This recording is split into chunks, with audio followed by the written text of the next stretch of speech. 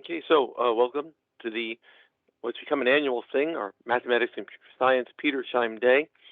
And we've also, whenever possible, have tried to have our Charles Franke Memorial Lecturer at this day as well. So part of a whole slate of events, and we hope that you enjoy it, those of you who are here to stay for the duration. But our first speaker is the Charles Franke Memorial Lecturer, and I'm going to turn the control over to Dr. Sajina Anand to introduce our speaker. Okay, so good afternoon, everybody, and it's so wonderful to see you all here.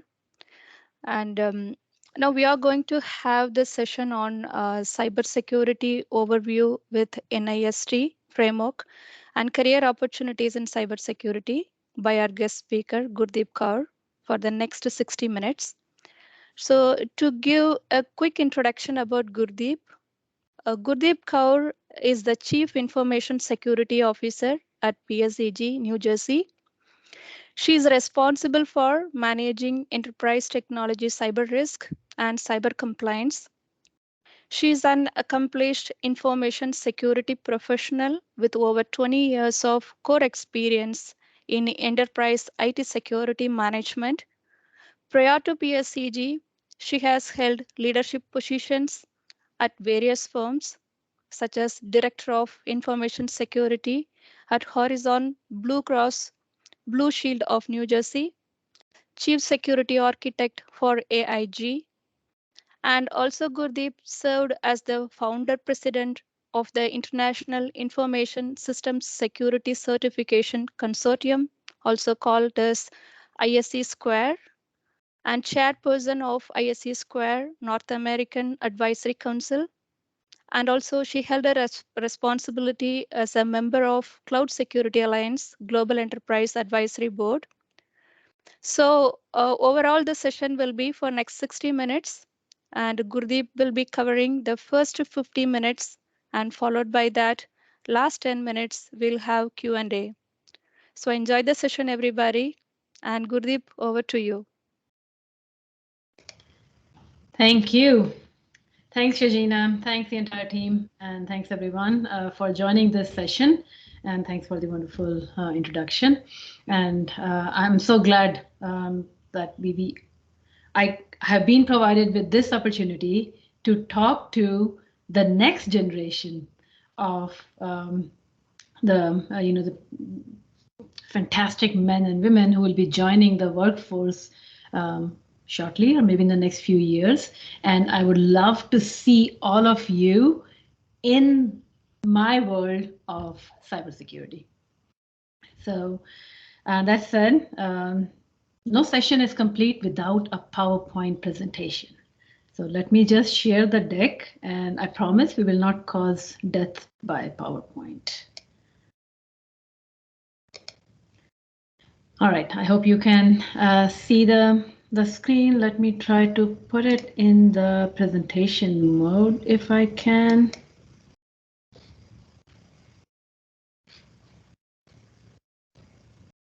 I hope you can see it because I cannot see the other controls now. Perfect. It's perfect.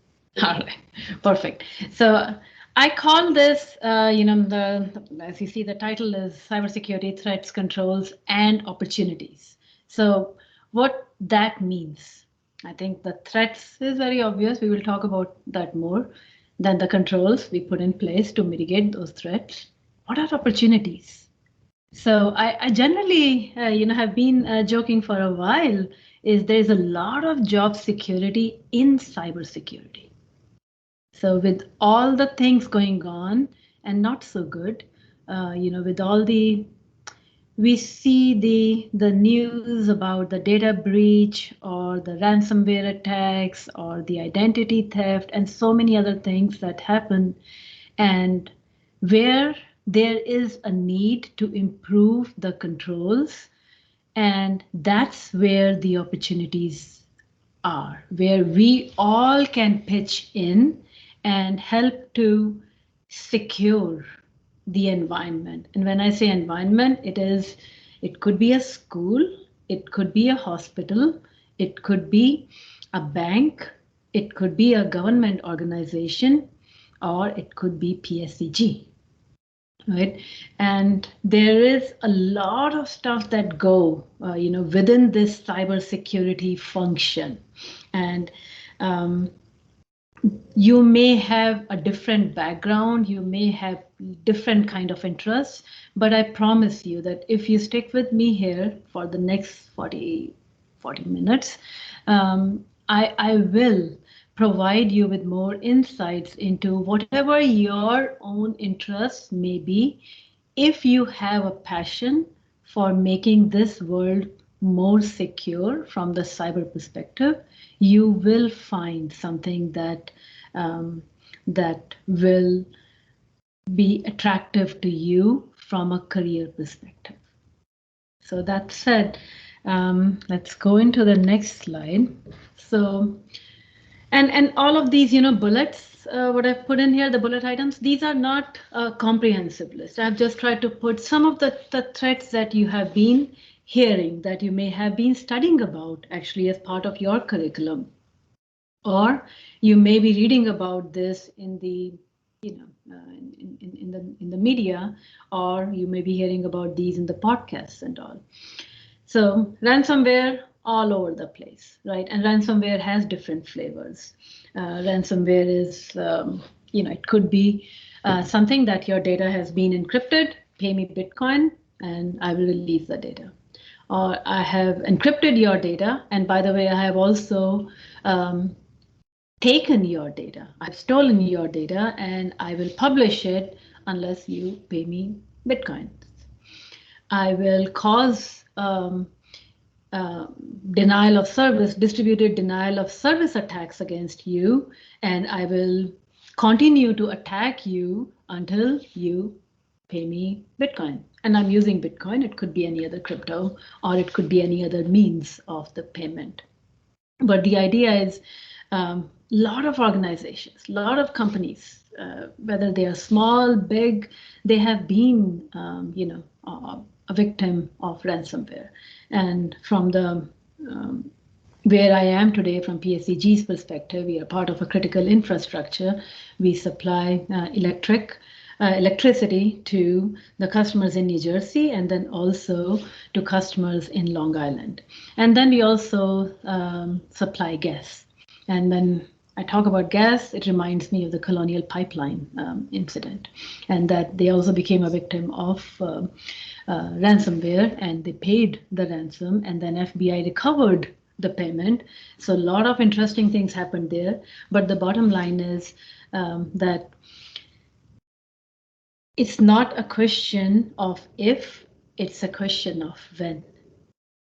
Because when we operate, any organization, any company, when we operate, we are taking some risks. And those risks sometimes, unfortunately, can materialize. And what that means is you may experience a loss, a material loss. That could be a data, that could be identity, or that could be anything of value to the business. So, the ransomware is top right there from the threat perspective. Social engineering, I think everyone is aware of phishing attacks. Phishing can be multiple flavors. You can talk about the whaling, WHALING. You can talk about that, or you can talk about the peer phish attack, or you can talk about business email compromise, and then we can talk about smishing. So that smishing is SMS, phishing. So that means that you have the phish text messages received on your phone, and they come with some link, or they come with some attachment, and then you click on that, and you kind of, that may lead to a compromise. Internet of Things, IoT security threats, right? So those are pretty much everywhere, and I'm sure that all of you are actually more are more educated about that than myself, because you know where the cutting edge is taking us from the technology perspective. we have smart refrigerators, we have smart TVs, we have smart everything. And now from PSEG's perspective, you'll be getting the smart meters, and that will help you to manage the electricity usage. So what does all of this mean? It is more about the IT, OT convergence. IT, everyone understands, information technology. OT is the operational technology.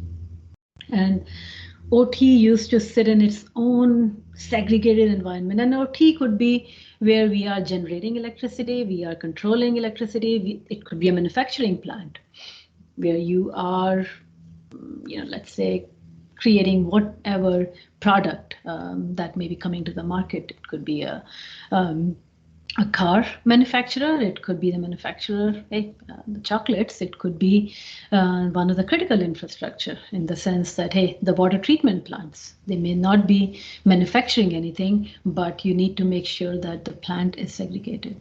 With all the digitization that is happening, that line is kind of blurring between IT and OT.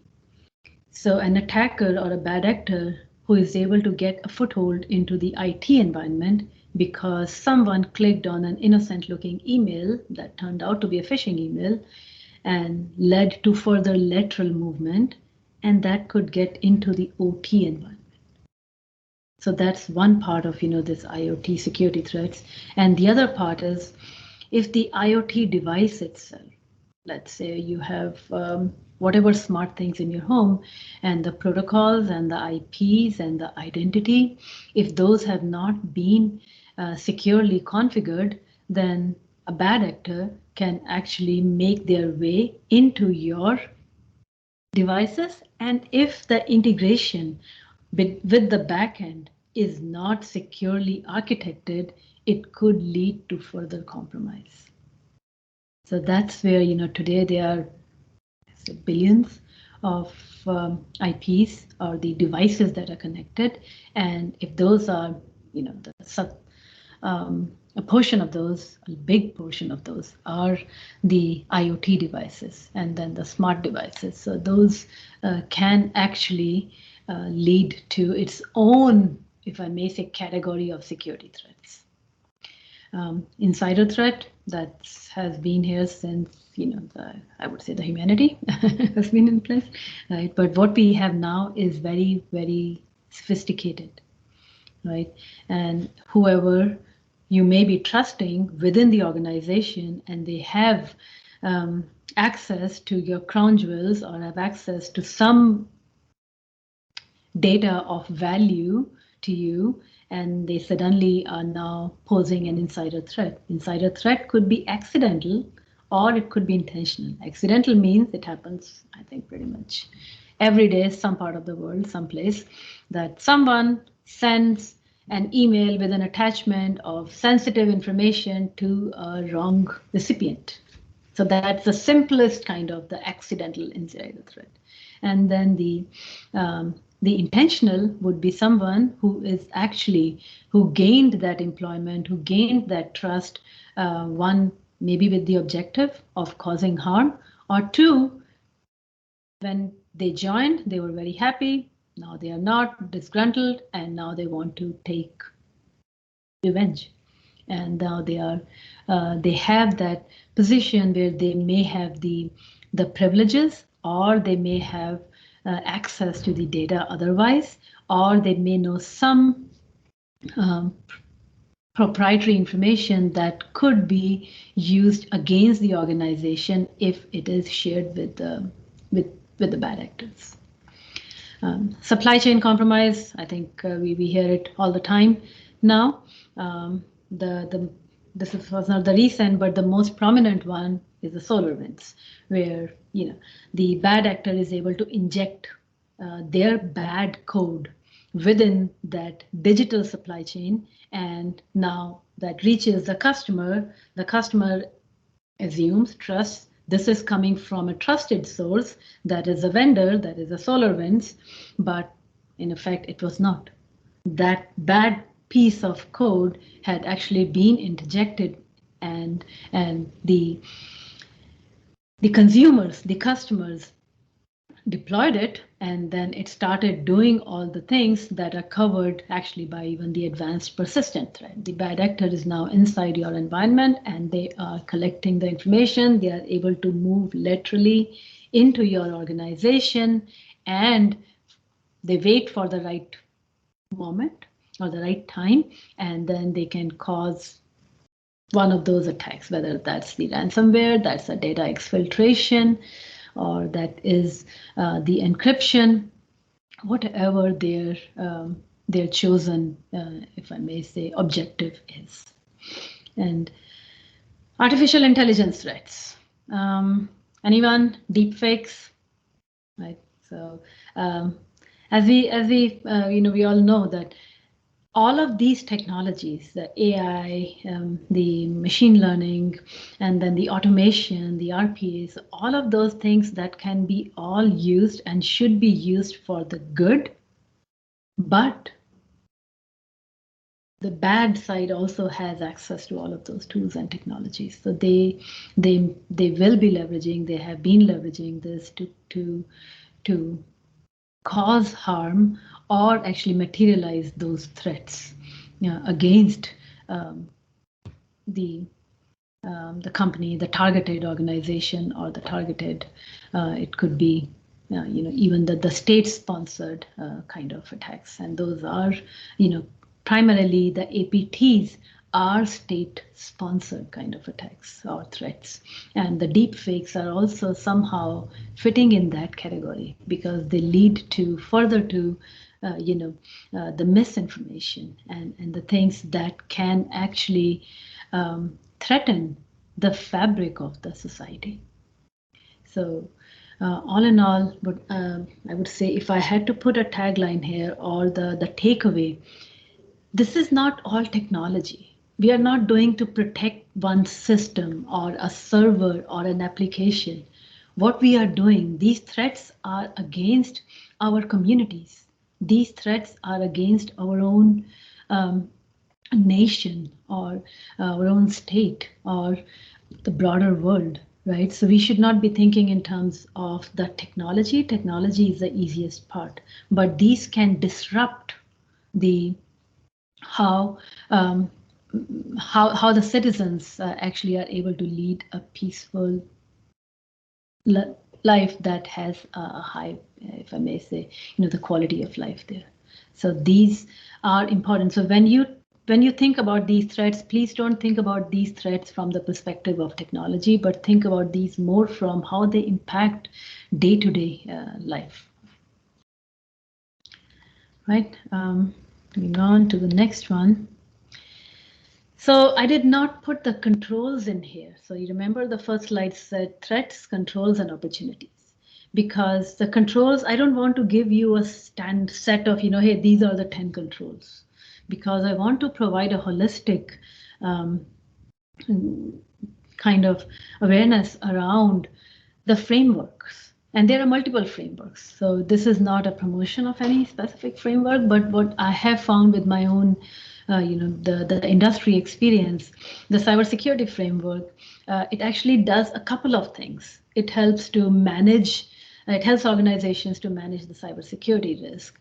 It helps organizations to actually come up with the list of things that are important to them, where they want to be in terms of maturity, and then how much money they have to spend, right? Everyone has limited budgets. So based on that, they can make a determination on, yep, this is the risk. This is how we will manage the risk. And then we understand we are not able to address all the risk or the risk that we want to, but still there is a process for managing the risk and then accepting the risk or transferring the risk. And end of the day, nobody can get to the zero risk.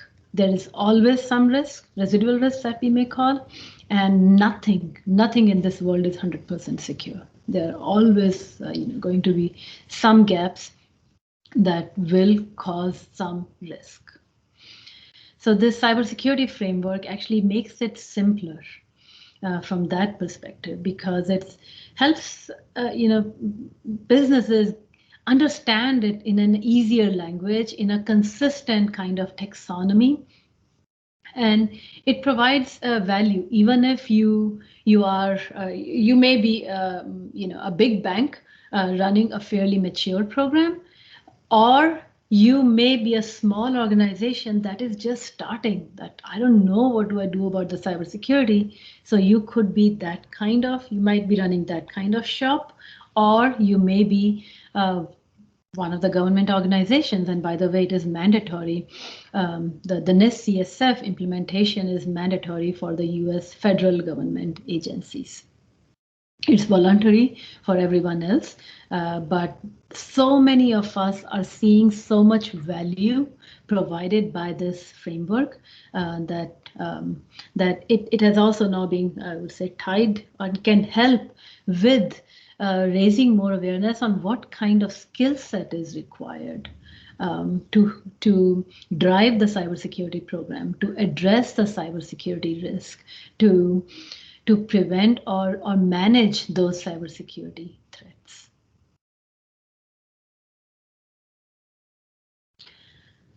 Not be going into a lot of details, but just to provide perspective. And again, these are all of these slides, things are available very, very publicly, especially at the NIST.gov.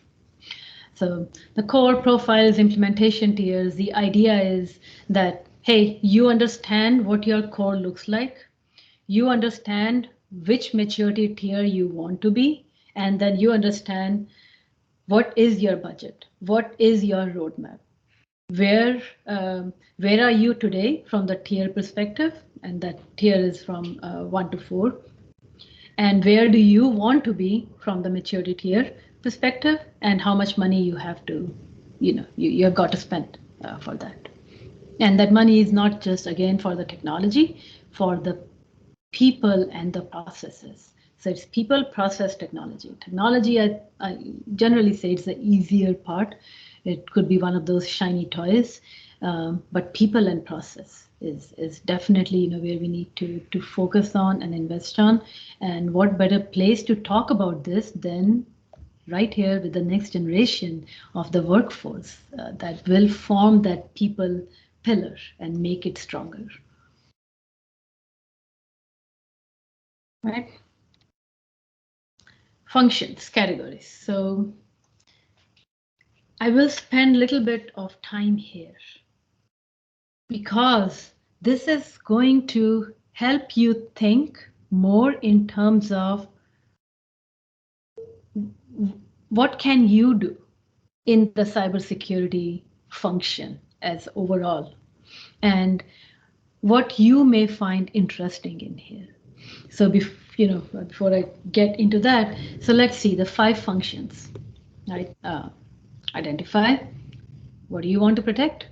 What are your crown jewels? Do you know where all your assets are?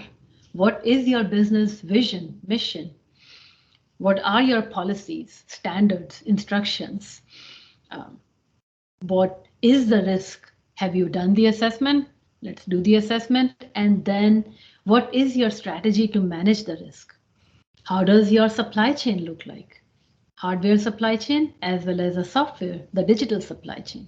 And that supply chain is not simply the vendors with whom you may be dealing directly with, but it is also the chain, the supply chain, because your vendor may be dealing with another vendor and another vendor. That's truly the supply chain that we are talking about here. And you do not control all of that.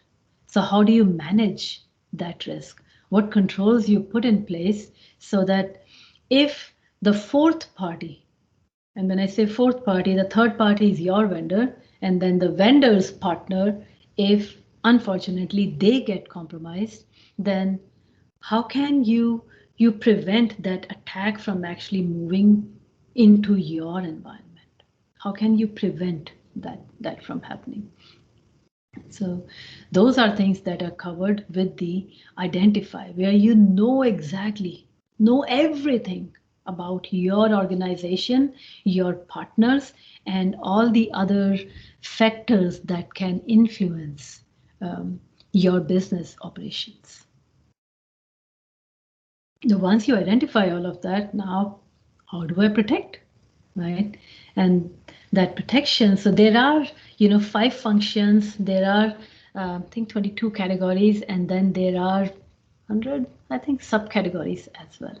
So a very comprehensive framework, not planning to go into all the details in there, but still, if we just focus on this slide, I hope that I'll be able to provide you a good insight into how we think, how a cybersecurity professional thinks about cyber, and what can a cybersecurity professional do. It's not one stagnant role. It's not one stagnant profile of job. There are multiple things that go within that cyber organization.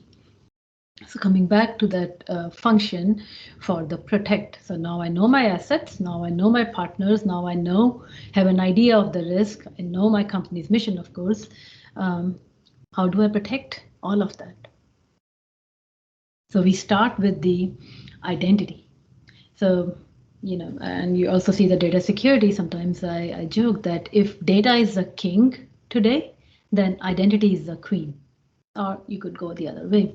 But the idea is that identity is one of that new perimeters. You could call it the new perimeter, because if you have an identity that can get you access to something valuable, if your identity is compromised, then assume that data is compromised, right? So that's why it is so much important, more than ever, to have robust controls for identity management and access. And when I say access, it could be regular access. And the regular access, by regular access, I mean, your access, what we call the birthright access. You join an organization, you get a workstation, you get access to email, you get access to chat, whether it is Skype, Teams, you get a mobile phone, or you get the email on the phone, on your own phone. So these are considered as the birthright. And then, of course, the intranet access. So when you join the organization, you are provided with these kind of access across the board, no matter what level or where you are within that organization. So what that means is, even if you are a regular user, you have an identity, and your identity is giving you access to log in remotely. That could be the VPN. Once you log in, maybe you have single sign-on, or maybe you have, of course, everyone has email. So if your identity is compromised, and the worst case scenario, if that is a single factor identity credentials that you are using, and if the bad actor is, succeeds in compromising that, then it's kind of game over from there, because now the bad actor can get in using your identity. If it appears to come from the regular, place wherever you would be, it may not be detected in time, and that could lead to what we call the lateral movement.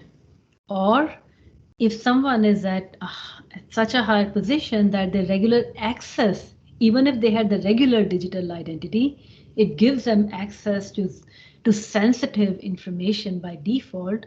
If their identity is compromised, that could be detrimental to the organizational operations, right?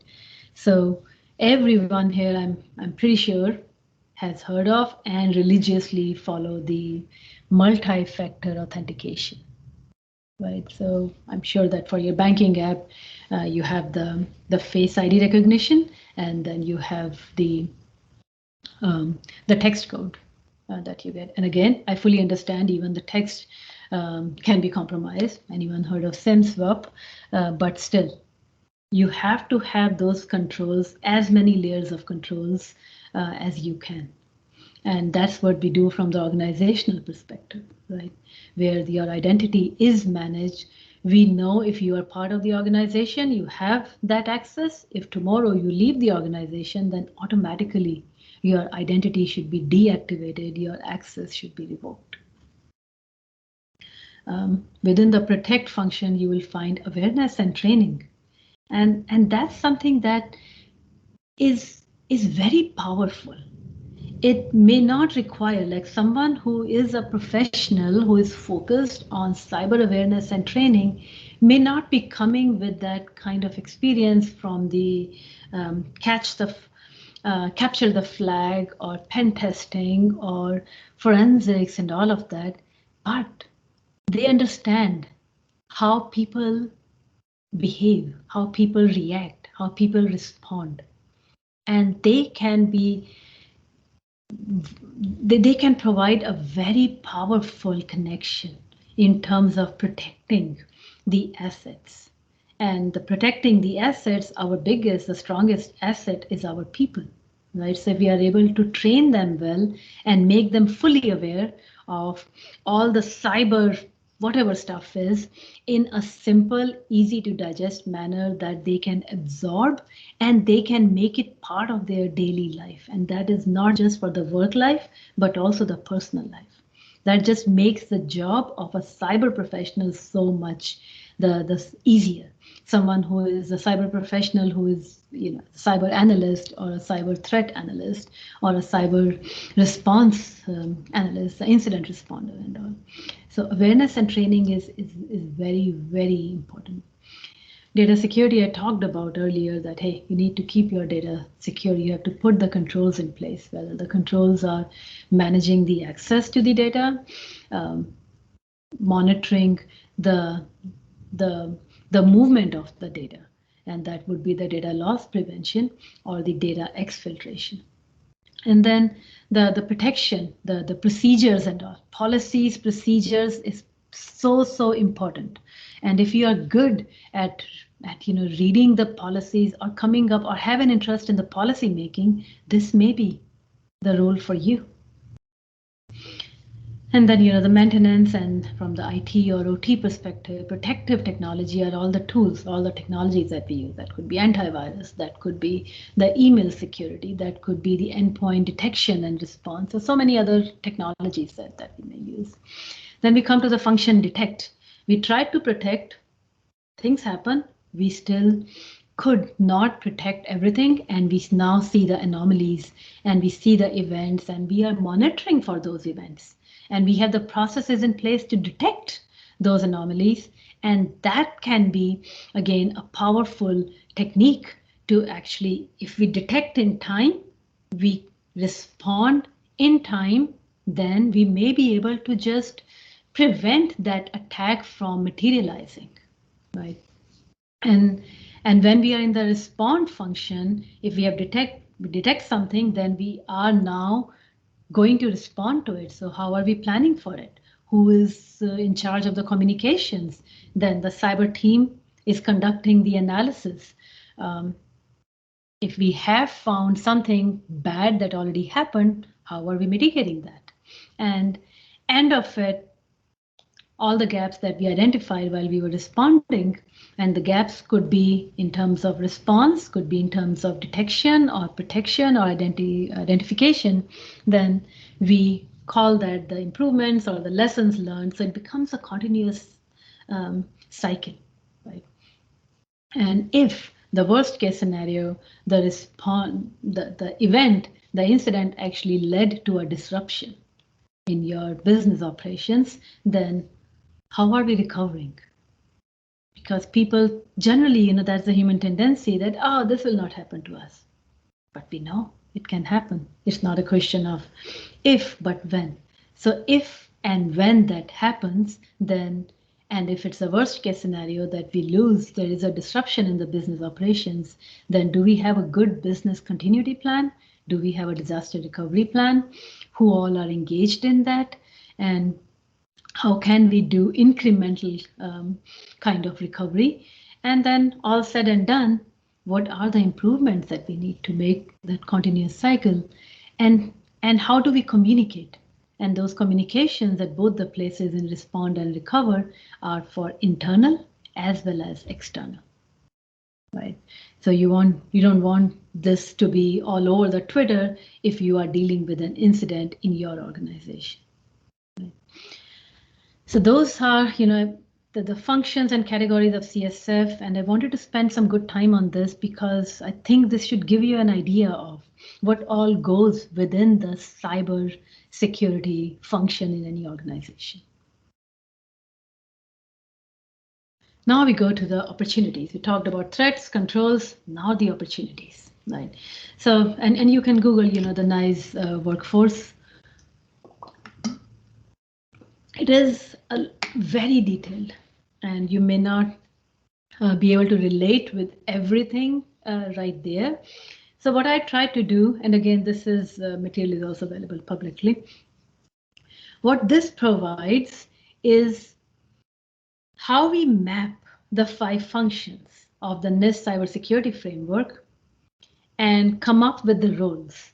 And this is just an example of the role. This is by no means, of course, the exhaustive. This is just one example on what roles you can expect to play, to have within a cyber organization, within any organization, cyber function in any organization. So you could be a risk manager. The risk manager could be conducting the assessments.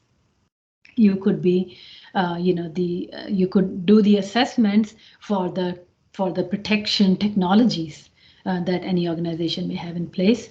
You could be a cyber defense analyst. You could be a SOC analyst, right? Who is actually monitoring all the events, all the good, information that they're seeing on the screens, correlating that information, doing the behavioral analytics, and then coming up with the defense plan, right?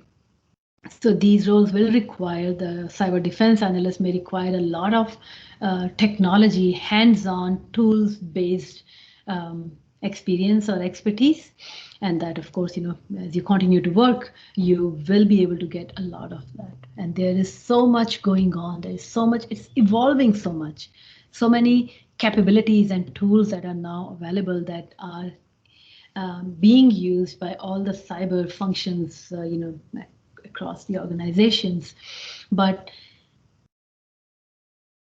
we need to first acquire that knowledge, right? You need to understand what the protocols, the IP protocols look like, right? You need to understand what the OWASP top 20 may be. You need to understand what are the 7 layers, right? So those are the basics. And then as you continue to work on those, you get to the point, okay, now I know the tools, I know what I'm looking at, we have defined the rules, and now I'm able to correlate and determine or find that needle in the haystack kind of thing, right? But if you look at the risk manager, or if you look at the security control assessor, and one I talked about earlier, and the training analyst, so those roles may require a different kind of skill set. You should be able to, what the risk manager may look for is, hey, you can actually be tool agnostic. You just look at the threat, you look at the control, you are able to understand, to analyze, is this control sufficient or you need more? So those are the require a different kind of skill set. And then same for the security control assessor. You may not understand all the tools, but you understand what the basics look like. What are the layers of the technologies that may be put in place to protect any environment. And even from the respond, the title could be the role could be cyber defense incident responder. And what that would be, it includes the forensics, the DFOR kind of thing, right? Digital forensics and incident response. And that's where your technical capabilities could be important, and also your analytical capabilities would be important. And if you are, coming in from the communications perspective, that you are very good at making sure that you can communicate to the stakeholders in an easy manner, and that could be internal or external. That could be, a breach happened. Now, how do you make sure that you are communicating it accurately within the organization, and also, Twitter or wherever else the social media could be. And that plays a very important role from the recovery perspective. We have seen that in many of the data breaches that have been highly prominent, and some of them, they did a good job of communication, and some maybe not that good. So I'll just take maybe a few more minutes, and the last, the slide would be, we talked about the framework and the roles aligned to the framework, but I wanted to take a few minutes and still talk about the broader work roles. You may not see these directly aligned in the NICE framework or otherwise, but these are things that I see day in and day out in my role as the Chief Information Security Officer. I need to have a team that is managing the threat and vulnerabilities. I need to have a team that is able to provide that right level of awareness and training to cyber team, IT team, OT team, OT is operational technology, executives, procurement team, HR. That's what we call the targeted training, right? Or the targeted, even we do the targeted phishing exercises. So that's where I see the need is. Then we talked about the audits and assessments, and that's continuous cycle, right? And audits could be internal, external, assessments could be internal and external. But the idea is that the expertise or what you need from the skill set perspective is you understand what the threat is, what are the controls, and what is the risk. Right. Then the vendor risk management, that's what we used to call it. We can also call it the supply chain risk management. And the distinction generally I kind of call out is, we used to call it vendor risk management in terms of our direct vendors and partners. But when the supply chain risk, as I talked earlier, is not limited to our vendors. This is broader than our vendors. This is SolarWinds kind of supply chain. And I mentioned the legal function there. You may have, interest in going towards the legal career. So a lot of opportunities from the cyber law perspective. Right? The regulatory compliance, a lot of regulations for different sectors. It could be for financial, for the energy sector, or it could, and any sector you name it, and there are regulations. So they require regulatory compliance. Even now, SEC came up with the cybersecurity rule that, hey, the incidents need to be reported and all. And then the President Biden, he signed an executive order, and that is to strengthen the posture for all the organizations. Public, private, doesn't matter. Governance is again around, if you're good at policy making or writing, go for it. That will really be, again, a lot of demand, and you will be working for, again, a happening place. There is never ever a dull moment in cyber. Cloud, DevSecOps, security analytics, extremely, I would say, technical, excellent if you have that kind of interest, have passion on how things can actually be architected, engineered, can be monitored, can be analyzed. You will love these things, right? And the DevSecOps is, again, I would not call it emerging anymore because so many organizations have adopted it, but there is still so much going on within the DevSecOps function by itself. So as I said, never ever a dull moment in cyber, and there are so many different kind of opportunities. It's just, up to you where you want, what is your interest, what is your passion, and where do you want to take your own career to. I will just, say, sky's the limit, dream big. And I always end my presentation, these kind of presentations, with this last slide that, hey, it's not your aptitude, it's your attitude that will determine your altitude and ultimately sky is the limit. That's it. Thank you so much.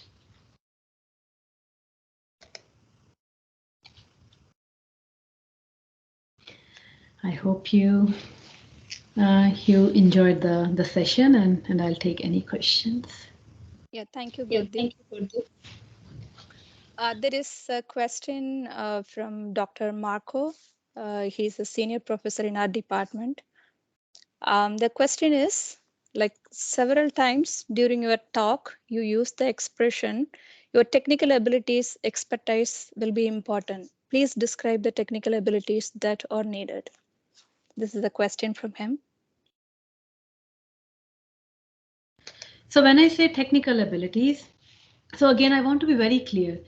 I mentioned technical abilities many times, but not all the roles require technical abilities, right? So I just want to be clear with that. I don't want everyone to take that message that, hey, if you don't have technical abilities or technical skills, cyber is not for you, because that's absolutely not the case. But coming back to the technical abilities, what I see, and if I'm getting a cybersecurity professional to join the team, I try to ask the questions around how well do you know the operating system, and that operating system could be Windows, Linux, whatever else you're using. Do you know a programming language? And not at all asking from the cyber perspective. Just, do you know a language? Do you know Python? Do you know how the let's call it the internet works? Do you know how the network works? Do you know what the internet protocol looks like? Do you know what is TCP? Do you know what is UDP? Do you know the ports? So I'm just going into a lot of technical kind of things, but these things provide you with the foundation, because end of the day, if a bad actor has gotten into the environment, and if you are in one of those kind of roles where you have to protect or detect, respond even, then you should know that, hey, ransomware attack actually most of the times happen because there was some deficiencies in the Active Directory environment. So if you are an AD security kind of professional, Active Directory security professional, then it would be your responsibility to identify those gaps, and those gaps could be the settings are not made in the group policy, or it could be the servers are not getting that kind of group policy or the settings, whatever that could be. But that's what I look for from the technical abilities perspective. Do you understand what is SMTP, right? Do you understand why FTP is not secure? So those are things which I would expect, which I would encourage, people who want to get into IT, and of course I'll be talking about cyber, to get a foundational understanding of those. I hope that was helpful. Okay, thank you. Okay, one more question from our senior professor, Dr. Manfred Minimer, and who in the organization performs the repair of the technical systems that have been compromised? Is this a task for general IT staff or for cybersecurity experts, or both? That's the question. So I would call it for it's a collaborative effort. And the reason I say that, if a breach has happened, if a system has been compromised, so what we do from cyber perspective is, of course, as we start responding, we determine the system is compromised, isolate that system. And we work with IT to isolate that system. Now, when it's time to recover, then cyber is conducting all the forensics and the IR kind of thing, right? The analysis is being done by the cyber team. But when it's time to rebuild that server or deploy that service, of course, IT will be doing it. What cyber will be coming in to do is making sure that, yes, it has been built in a secure manner, deployed in a secure manner, the security controls are in place, and we are not again susceptible to the similar deficiency. Thank you. Sure. Okay, the next question is from our guest. The question is, how do you prevent threats from third-party software hardware? Software, hardware, or software and hardware? Yeah. Software and hardware? Yeah. Okay. Yeah, very interesting question, right? It's not easy. So I will not be sugarcoating anyway. This is a huge, huge challenge that all the sectors are experiencing at this time, and there is a lot of focus even from the regulatory compliance perspective, and the controls that are being, I would say, put in place, or actually are being developed from the digital supply chain perspective. And I'm sure that you all may have actually heard about the quantum analytics, right? So that's where, from the software perspective, developing that software bill of materials. What are the components of the software, and how are we maintaining that SBOM thing? And the quantum, actually, and I'm sure that Microsofts and Googles of the world are actively working on those. But those things will help us with detecting and then, of course, preventing the digital supply chain attack risks. But from the hardware perspective, and I would say we think about it every day, also from the energy sector perspective, because all the good stuff, the transformers and everything that we get, what if those are compromised, right? So there is a rigorous quality check in place, and then of course a rigorous assessment of the vendor, and then a lot goes into those assessments to maintain or create that level of trust and accountability. Both go hand in hand with that. Wish I had one simple answer, but yeah, that's something that we all are scrambling with. Any more questions? So Gurdeep, I have a question for you. What are the recent cybersecurity threats and challenges you face in the industry, and what are the areas that require research? So it will help as a researchers and professors and the students. So from the research perspective, I think big data is everywhere, right? Like everyone talks about big data. It's not easy to adopt that for security, right? So what I mean by that, like, of course, I mentioned that security analytics there. That was one of the reasons I mentioned it, because security is not something where you can use supervised learning, that if this happens, do this, or learn how this happens, because every single attack has a different kind of tactic or technique. So that's where I think researchers can help with, and I know that more data they get, they can come up, hopefully, with more measures to make intelligent response. The analytics powerful and the response intelligent to that. That's one, I would say, yeah, Shajina, where I see where the cyber and the research go hand in hand. Right. And then, of course, we talked about the AI, right? So that's again something that a lot of research has to go in, and I'm pretty sure that the solutions that can be developed to detect those anomalies that are being triggered by the AI.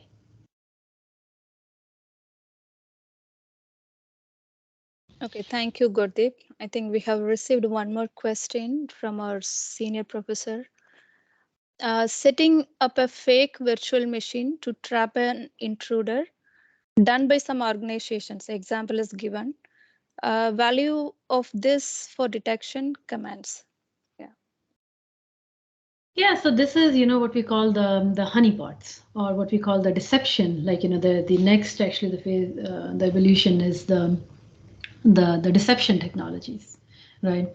And many of you may recall the honeypots are put in the DMZ, where you would make it kind of easier, and then you determine that, hey, these kind of bad actors are trying to influence or cause harm to you. So yes, there is value in that, but again, you have to be very careful with where that fake, and I think I heard the word fake.